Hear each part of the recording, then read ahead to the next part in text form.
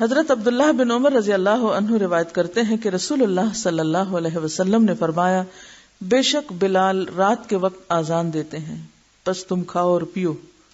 یعنی بلال کی آذان سن کر سحری کھانا نہ چھوڑو، وہ تہجد کی آذان ہے، یعنی اس کی اجازت ہے.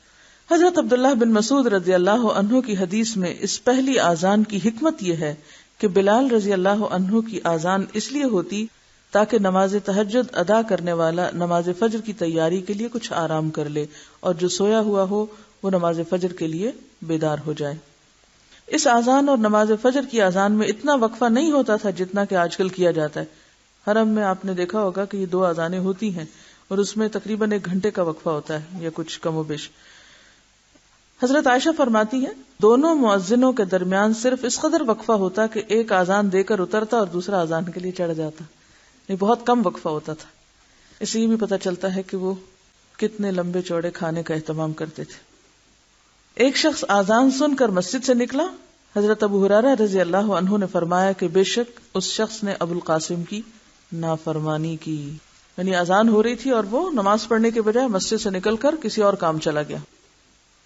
نبی صلی اللہ علیہ وسلم نے فرمایا جو نماز کا ارادہ کرے تو گویا وہ نماز ہی میں ہے.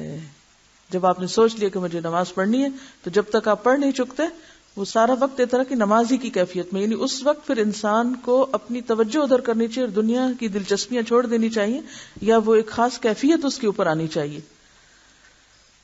حمید روایت کرتے ہیں کہ میں نے ثابت بنانی سے پوچھا کیا نماز کی اقامت ہو جانے کے بعد امام باتیں کر سکتا ہے؟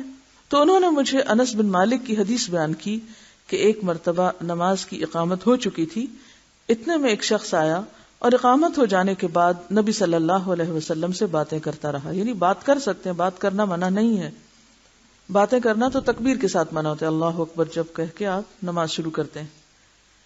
ایک دفعہ نماز کی اقامت ہو گئی، لوگوں نے صفیں برابر کر لی. اتنے میں رسول اللہ صلی اللہ علیہ وسلم کو یاد آیا کہ آپ جنبی ہیں. آپ نے لوگوں سے کہا اپنی جگہ کھڑے رہو. پھر آپ نے گھر جا کر غسل فرمایا اور جب آپ واپس تشریف لائے تو آپ کے سر سے پانی ٹپک رہا تھا. پھر آپ نے نماز پڑھائی. یعنی اس سے پتہ چلتا ہے کہ اذان کے بعد ضروری کام کیے جا سکتے ہیں.